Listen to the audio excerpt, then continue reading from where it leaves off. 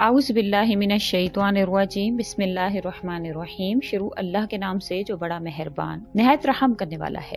लाखों करोड़ों दरूदो सलाम हो कमली वाले आका मोहम्मद मुस्तफ़ा सल्लल्लाहु अलैहि वसल्लम पर, जो खातमुन नबीयीन हैं, जो खातमुल मुरसलीन हैं, कि जिनके बाद ना कोई नबी है ना कोई रसूल है। लाखों करोड़ों दरूदो सलाम हो आले बैत पर। अस्सलामु अलैकुम। मेरा नाम है मोमिना मेहरबान और आप देख रहे हैं मेरा यूट्यूब चैनल पीरे कामिल। आज वीडियो लेकर मैं आपकी खिदमत में हाजिर हुई हूँ। वो सूरत रहमान की ये आयत मुबारका जो मैं आपसे जिक्र करूंगी, अगर आप इसको पढ़ते हैं और फिर उसके बाद नीले धागे पर आप गिरह लगा लेते हैं तो इससे आपको क्या फायदे हासिल होते हैं। सबसे पहले तो काले जादू, शरीर जिन्नात और इंशाअल्लाह ताला चंद दिन में खत्म हो जाते हैं। बांझपन का खात्मा होता है। बेटा पाने के लिए ये बहुत ज्यादा मुजर्रब है। सर से लेकर पांव तक तमाम बीमारियों से आपको निजात हासिल होती है। रिस्क में इजाफा होता है। आपकी हर हाजत अल्लाह ताला पूरी फरमाते हैं। इंशाअल्लाह ताला ये मुकम्मल वजीफा मैं आपसे जिक्र करूंगी, इसकी मुकम्मल तफसील आपसे जिक्र करूंगी। वीडियो को गौर और तवज्जो से जरूर सुनिएगा। उससे पहले मैं गुजारिश करना चाहूंगी कि अगर आप मेरे चैनल पर नए हैं या मुझे पहली मर्तबा सुन रहे हैं तो मेरे चैनल को सब्सक्राइब जरूर कर दें। मजीद अपडेट्स हासिल करना चाहते हैं तो सब्सक्राइब के बटन के साथ जो बेल नोटिफिकेशन का बटन है उसको भी जरूर प्रेस करें ताकि मेरी हर नई वीडियो आपके पास नोटिफिकेशन की सूरत में पहुंचती रहे। आज का अमल सूरत रहमान की आयत मुबारका के हवाले से है इंशाअल्लाह ताला। उससे पहले मैं आपसे ये हदीस मुबारका जिक्र करना चाहूंगी जो कि नबी करीम सल्लल्लाहु अलैहि वसल्लम से मरफूअन रिवायत है। आसमान के 5 फरिश्तों का ऐलान है। इसको आपने गौर और तवज्जो से सुनना है। इंशाअल्लाह ताला इससे आपको इस वजीफा पर चलने में आसानी होगी, क्योंकि जब कोई भी डॉक्टर भी जब कोई दवाई देता है तो फिर उसके साथ साथ आपको एहतियाती तदाबीर भी जरूर बताता है। तो समझ लीजिए कि ये आपके जो इस वजीफा की एहतियाती तदाबीर है इस पर अमल करना जरूरी है। एक हदीस से मुबारक में आता है कि नबी करीम सल्लल्लाहु अलैहि वसल्लम ने इरशाद फरमाया है, ए आयशा रजी अल्लाह तआला अन्हा, छोटे छोटे गुनाहों से बचती रहो, अल्लाह ताला की तरफ से इन पर भी सवाल होगा। मशहूर है कि छोटे गुनाहों की मिसाल यूं है जैसे कोई छोटी छोटी लकड़ियां जमा करता है कि इनसे आग जल्दी और खूब भड़कती है। ऐसा ना हो हम जिन गुनाहों को मामूली समझते हैं और हम उनको कहते हैं कि इसकी तो खैर है, लेकिन अल्लाह ताला ने फरमाया कि उन्हीं के जरिया से अल्लाह ताला जहन्नम की आग को भड़काएंगे। तो हर जो गुनाह है उसको छोटा मत समझिए, अल्लाह से तौबा और इस्तिगफार करते रहें। कहते हैं कि तौरात में ये मजमून है कि जो कोई भलाई काश्त करता है तो वो सलामती की फसल काटता है, और अंजील में है जो कोई बुराई बोता है तो वो नदामत की खेती काटता है।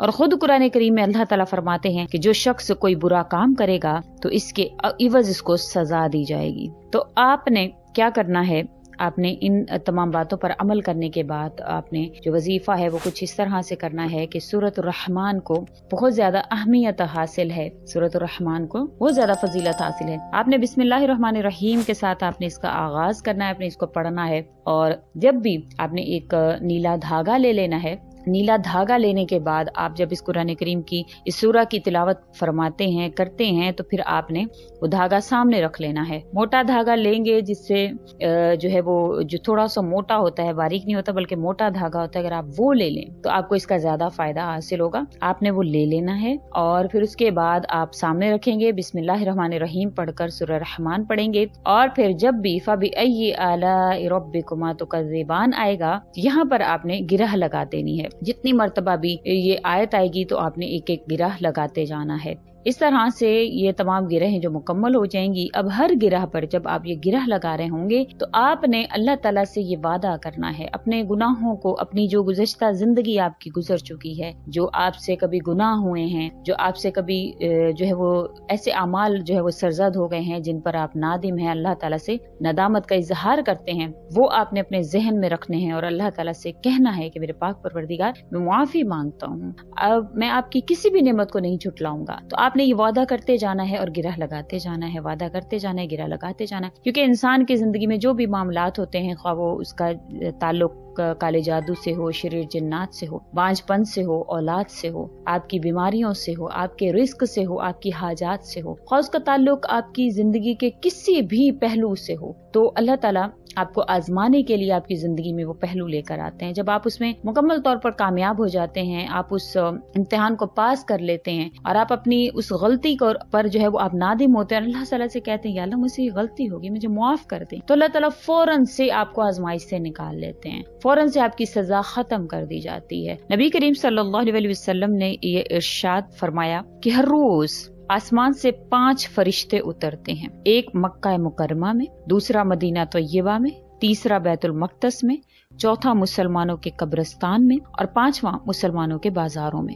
مکہ مکرمہ والا جو فرشتہ ہے، جو سب سے پہلے وہ اعلان کرتا ہے کہ خبردار، جو کوئی اللہ تعالیٰ کے فرض کو چھوڑتا ہے تو وہ اس کی رحمت سے محروم ہو جاتا ہے. اب یہ نوٹ کرتے جائیں کہ آپ نے کیا کیا اس کے ساتھ احتیاطی تدابیر آپ نے کرنی ہے. سب سے پہلے تو آپ نے فرائض کو نہیں چھوڑنا. اب جو دوسرا مدینہ طیبہ والا فرشتہ ہے وہ اعلان کرتا ہے خبردار، جو کوئی رسول اللہ صلی اللہ علیہ وسلم کی سنتوں کو چھوڑتا ہے وہ اس کی شفاعت سے محروم ہو جاتا ہے. تو نمبر 2 پر کیا تدبیر آپ نے اختیار کرنی ہے کہ آپ نے نبی کریم صلی اللہ علیہ وسلم کی سنتوں پر جتنا ہو سکے آپ نے عمل کرنا ہے. بیت المقدس والا فرشتہ پکارتا ہے، سن لو، جو کوئی حرام طریقے سے مال کماتا ہے تو اللہ تعالیٰ اس کے عمل کو قبول نہیں فرماتے ہیں. خواہ کتنی عبادتیں کر لے، سجدے کر لے، وظائف کر لے، اللہ پاک قبول نہیں فرماتے. تو تیسری ہے کہ حرام طریقہ سے مال نہیں کمانا.